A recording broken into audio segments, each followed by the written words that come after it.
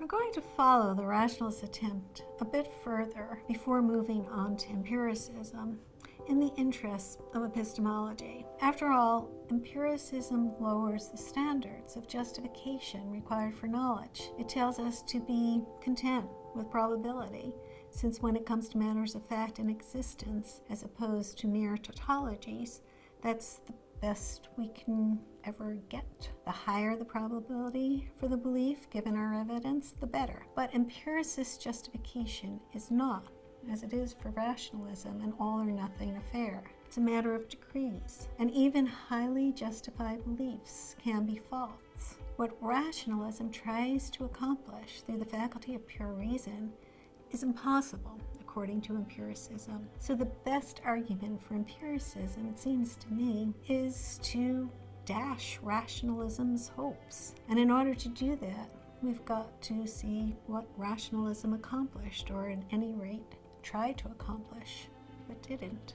There were a few more first-person present tense propositions that Descartes was able to indubitably know merely on the basis of his thinking them true. These were all what philosophers characterize as phenomenological propositions. That is, descriptions that a conscious subject makes about the contents of his or her own consciousness. For example, it seems to me that it's intolerably hot in the room that it seems to me that I'm in. Notice that this proposition isn't about the temperature of a room. It's not about a room at all, but rather it's about me, about how the world seems to me at this moment. And this phenomenological proposition is true even if I'm not in the intolerably hot room that it seems to me I'm in. Once again, says Descartes, the very act of thinking these propositions are true logically excludes their being false. There's no gap for error to wedge its way in. Remember these phenomenological descriptions because they're going to be relevant in a later chapter when we consider what philosophers and scientists call the hard problem of consciousness.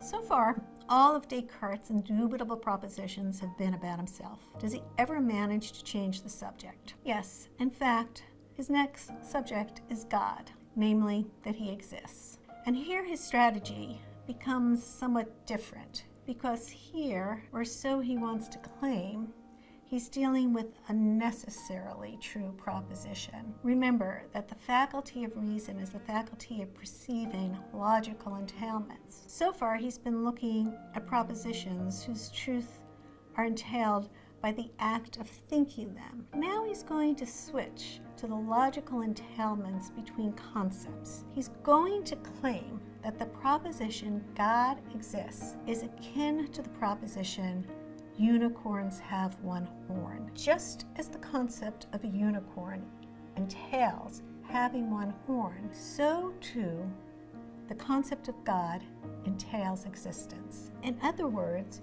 he's going to put forth a version of the argument that philosophers call the ontological argument for God's existence, which is a poor name since any proof for something's existence is an ontological proof.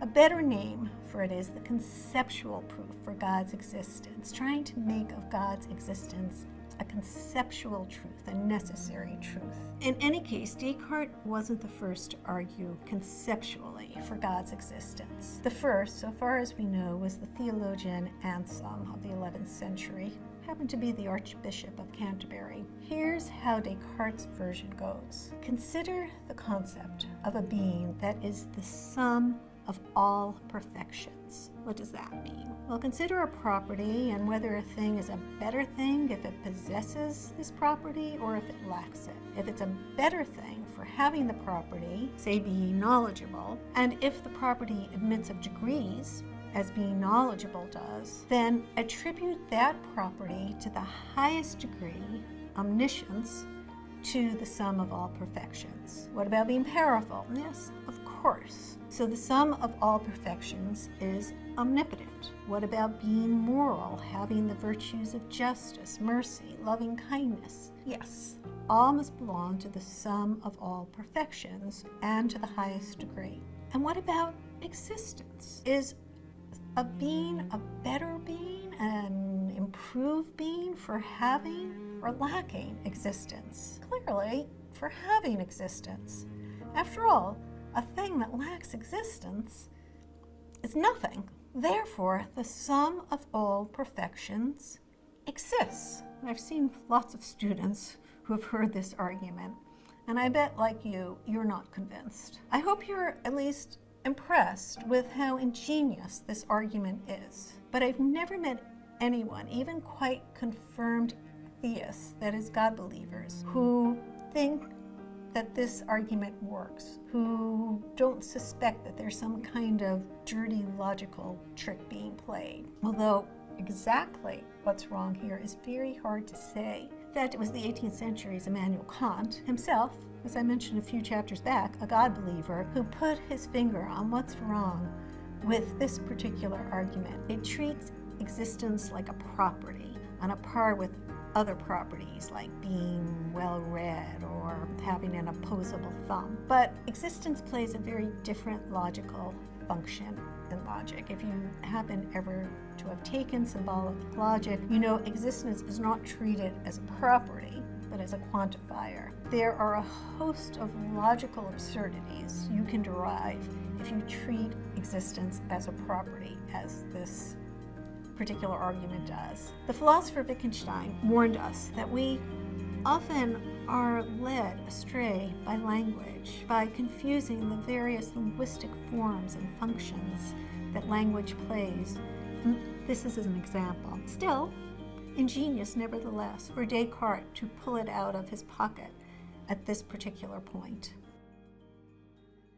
And then, what's his next step after he gets that he exists and God exists? Well, getting the existence of the sum of all perfections gets Descartes a whole lot, ontologically speaking. The sum of all perfections cancels out that falsifying source of all our empirical information. After all, if empirical input truly was all false, with no way for us to be able to discover that it's all false, that situation would be inconsistent, argues Descartes, with the existence of the sum of all perfections. The sum of all perfections and having loving kindness surely would not want to fill us with incorrigibly false belief. I think at best, this can be regarded as a merely probable consequence from Descartes' proposition that the sum of all perfections exists. But Descartes clearly regarded it as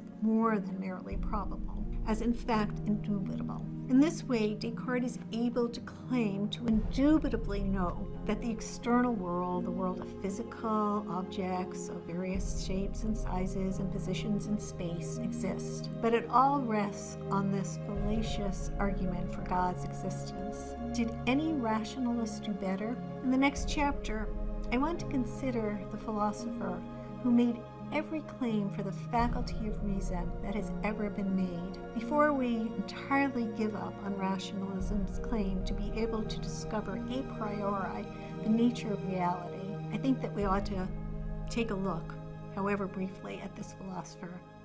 His name was Baruch Spinoza.